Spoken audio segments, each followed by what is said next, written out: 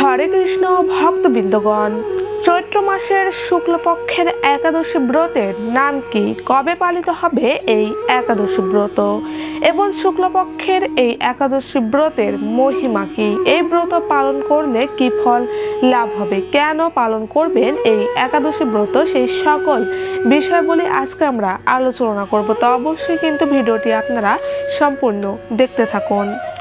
আমরা সকল ভক্তবৃন্দরাই এটি জানি যে প্রতি মাসে 2টি করে একাদশী ব্রত পালিত হয়, একটি কৃষ্ণপক্ষের একাদশী, অন্যটি শুক্লপক্ষের একাদশী। তো বন্ধুরা, এটি চলছে চৈত্র মাসের শুক্লপক্ষ এবং চৈত্র কৃষ্ণপক্ষের একাদশী ব্রত ইতিমধ্যে আমরা পালন করে ফেলেছি। তবে এবার চৈত্র শুক্লপক্ষের একাদশী ব্রত কবে পালিত হবে, কি এই একাদশী ব্রতের নাম এবং কেন পালন করবেন, এবার আমরা সেটি জেনে নেব। ভক্তবৃন্দ, অবশ্যই ভিডিওটি আপনারা সম্পূর্ণ দেখতে থাকুন। চৈত্র মাসের শুক্লপক্ষের একাদশী ব্রত হলো কামদা একাদশী। ভক্তগণ, এই একাদশী তিথি পাপ নাশক ও পূর্ণদায়িনী। কামদা একাদশী ব্রত ব্রহ্মা হত্যা, পাপ বিনাশক এবং পিচাসত্ব মোচনকারী। নিষ্ঠা সহকারে এই একাদশী ব্রত পালন করলে শ্রী হরির কৃপায় সেই ভক্তের সকল পাপ বিনষ্ট হয় এবং বিষ্ণুলোকে তার গতি হয়। তো কৃষ্ণ ভক্তবৃন্দগণ, চৈত্র শুক্লপক্ষের একাদশী কামদা একাদশী ব্রত পালিত হবে আগামীকাল 9 এপ্রিল বুধবারে। 2025 সালের কামদা একাদশী ব্রত 9 এপ্রিল বুধবার সারা বিশ্ব জুড়ে পালিত হবে। তো যে সকল ভক্তবৃন্দরা আপনারা এই একাদশী ব্রতটি পালন করবেন, এছাড়াও যে সকল নতুন ভক্তবৃন্দরা এই একাদশী অর্থাৎ কামদা একাদশী ব্রতটি আপনারা পালন করতে চাইছেন, তারা কিন্তু অবশ্যই মেনে চলুন বিশেষ এই নিয়ম বিধিগুলি, কারণ একাদশী ব্রত পালনে অবশ্যই আপনাকে এই নিয়মগুলি মানতে হবে।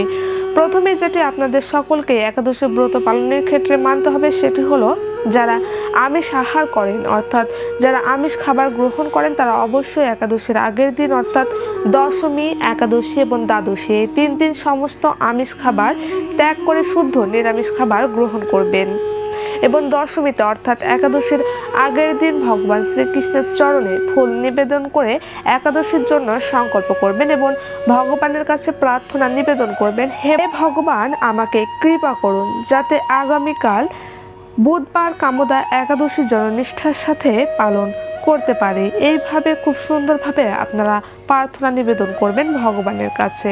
আর অবশ্যই ভক্তগণ, দশমীতে রাত্রি 12টার মধ্যেই আপনারা খাবার গ্রহণ কাজ সুসম্পন্ন করে নেবেন, সাথে দন্ত মাজন করে রাতে ঘুমাবেন। পরদিন অর্থাৎ একাদশী তিথিতে সম্পূর্ণ দিন পালিত হবে এই কামদা একাদশী ব্রত। 9 এপ্রিল বুধবার একাদশী ভক্তগণ, মনে রাখবেন একাদশীর দিন ভোরে অর্থাৎ ব্রহ্ম মুহূর্তে শয্যা ত্যাগ করে স্নান সেরে শুচি শুদ্ধ হয়ে শ্রীহরির মঙ্গল আরতি করবেন ও পূজা করবেন। এরপর শ্রীহরির পাদপদ্মে প্রার্থনা করবেন, শ্রীকৃষ্ণ আজ যেন এই মঙ্গলময়ী পবিত্র একাদশী ব্রত কামদা একাদশী সুন্দরভাবে পালন করতে পারি, আপনি আমাকে কৃপা করুন। এইভাবে প্রার্থনা করে ভগবানের সম্মুখে সংকল্প মন্ত্র পাঠ করবেন। এক্ষেত্রে বুধবার ভোরে সংকল্প মন্ত্রটি আপনাদের পাঠ করতে হবে। কামদা একাদশীর সংকল্প মন্ত্রটি হচ্ছে, একাদশম নিরাহার স্থিতা অহম অপরাহণি ভক্ষামি পুণ্ডরীকাক্ষ স্বর্ণমে ভাবাচ্যুত।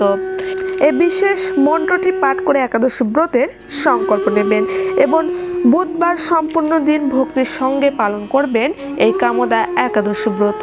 ভক্তগণ, একাদশীর দিন কোনো প্রকার ভাত, ডাল, মাছ, মাংস কিছুই গ্রহণ করা যাবে না। এই দিন সকল ভক্তকেই ভক্তির সঙ্গে উপবাসী থাকিয়া ব্রত পালন করতে হবে। তবে এই দিন অনেকেই আবার নির্জলা ব্রত থাকেন, তবে যারা নির্জলাভাবে ব্রত পালন করতে পারবেন না এই দিন, তারা সকলেই এই দিন অন্তত দুপুর পর্যন্ত নির্জলা উপবাস থেকে জল, শরবত, ফলমূল, দুধ, সাবুদানার পায়েস বা খিচুড়ি, সেটি সাবুদানার অবশ্যই হতে হবে, খিচুড়ি, বাদাম ভুনা, মিষ্টি, আলু সেদ্ধ, আলু ভাজা, আলু পেঁপের তরকারি ইত্যাদি খাবারগুলি আপনারা একাদশীর দিন গ্রহণ করে একাদশী ব্রতটি আপনারা পালন করতে পারেন। এবং বুধবার আপনারা সকলেই ভক্তিপূর্ণময় কাজগুলি বেশি বেশি করে করবেন। গীতা পাঠ করা বা অন্য ভক্তের শ্রীমুখ হতে গীতা পাঠ শ্রবণ করা, তুলসী গাছে জল দেওয়া, তুলসীর সেবা ও পূজায় অংশ নেওয়া, অন্য ভক্তের সঙ্গে ভালো আচরণ করা, তাদের ভক্তির সঙ্গে কিছু দান করা। এই দিন যত সম্ভব নিজেকে সংযত রাখবেন, কারোর সাথে ঝগড়া ঝামেলা করবেন না। মুখ দিয়ে কটু কথা বলা বা অন্যকে নিয়ে সমালোচনা করা এই দিন সম্পূর্ণভাবে নিজেকে বিরত রাখবেন। ভক্তগণ, এইভাবে আপনারা খুব সহজেই সুন্দরভাবে কামদা একাদশী ব্রতটি সুষ্ঠুভাবে সম্পন্ন করতে পারেন। এবার সর্বশেষ আমরা জেনে নেব এই কামদা একাদশী ব্রত পালনে কি ফল আমরা প্রাপ্ত হব এবং কেন এই ব্রত সকলকেই পালন করা আবশ্যক। অর্থাৎ আমরা এখন জেনে নেব এই কামদা একাদশীর অপূর্ব মাহাত্ম্য কথায় কি বলা হয়েছে এই ব্রত সম্পর্কে। তাহলে চলুন শ্রবণ করে নেওয়া যাক কামদা একাদশীর অপূর্ব মাহাত্ম্য কথাটি। চৈত্র মাসের শুক্লপক্ষের কামদা একাদশী ব্রত মাহাত্ম্য বরাহ পুরাণে বর্ণিত হয়েছে। মহারাজ যুধিষ্ঠির বললেন, হে বাসুদেব, আপনি কৃপা করে আমার কাছে চৈত্র মাসের শুক্লপক্ষের একাদশীর মহিমা কীর্তন করুন। শ্রীকৃষ্ণ বললেন, হে মহারাজ, এই একাদশী ব্রত সম্পর্কে এক বিচিত্র কাহিনী বর্ণনা করছি, আপনি এক মনে তা শ্রবণ করুন। পূর্বে মহর্ষি বশিষ্ঠ মহারাজ দিলীপের কৌতূহল নিবারণের জন্য এই ব্রত কথা কীর্তন করেছিলেন। ঋষি বশিষ্ঠ বললেন, হে মহারাজ, চৈত্র মাসের শুক্লপক্ষের একাদশীর নাম কামদা। এই তিথি পাপনাশক ও পুণ্যদায়িনী। পূর্বকালে মনোরম নাগপুর স্বর্ণ নির্মিত গৃহে বিষধর নাগেরা বাস করত। তাদের রাজা ছিলেন পুণ্ডরিক। গন্ধর্ব, কিন্নর ও অর্পসারাদের দ্বারা তিনি সেবিত হতেন। সেই পরিমধ্যে অর্পসারা শ্রেষ্ঠ ললিতা ও ললিত নামে গন্ধর্ব স্বামী স্ত্রীর রূপে ঐশ্বর্যপূর্ণ এক গৃহে পরম সুখে দিন যাপন করত। একদিন পুণ্ডরিকের রাজসভায় ললিত একা গান করছিল। এমন সময় ললিতার কথা তার মনে পড়ল। ফলে সঙ্গীতের স্বর লয়তাল মানের বিপর্যয় ঘটল। কর্কট নামে এক নাগ ললিতের মনোভাব বুঝতে পারল। গানের ছন্দভঙ্গের ব্যাপারটি সে পুণ্ডরিক রাজার কাছে জানালো। তা শুনে সর্পরাজ ক্রোধ ভরে কামাতুর ললিতকে, রে দুর্মূর্তি, তুমি রাক্ষস হও বলে অভিশাপ দান করল। সঙ্গে সঙ্গে সেই ললিত ভয়ঙ্কর রাক্ষস মূর্তি ধারণ করল। তার হাত 10 যোজন বিস্মিত, মুখ পর্বত গুহাতুল্য, চোখ দুইটি প্রজ্বলিত আগুনের মতো, ঊর্ধ্বে 8 যোজন বিস্মিত প্রকাণ্ড এক শরীর সে লাভ করল। ললিতের এরকম ভয়ঙ্কর রাক্ষস শরীর দেখে ললিতা মহাদুঃখে চিন্তায় ব্যাকুল হলেন। স্বেচ্ছাচারী রাক্ষস ললিত দুর্গম বনে ভ্রমণ করতে লাগলো। ললিতা কিন্তু তার সঙ্গ ত্যাগ করল না। ললিত নির্দয়ভাবে মানুষ ভক্ষণ করত। এই পাপের ফলে তার মনে বিন্দুমাত্র শান্তি ছিল না। অতীর সেই দুর্বস্থা দেখে ব্যথিত চিত্রে রোদন করতে করতে ললিতা গভীর বনে প্রবেশ করল। একদিন ললিতা বিন্ধ্যা পর্বতে উপস্থিত হলো। সেখানে ঋষ্যশৃঙ্গ মুনির আশ্রম দর্শন করে মুনির কাছে হাজির হলো। তার চরণে প্রণাম করে সেখানে দাঁড়িয়ে রইল।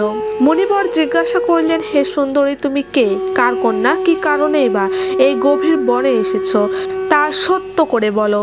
তদুত্তরে ললিতা বলল, হে প্রভু, আমি বীরধন্য গন্ধর্বের কন্যা। আমার নাম ললিতা। আমার প্রতি পিচাসত্ব দূর হয় এমন কোনো উপায় জানবার জন্য এখানে এসেছি।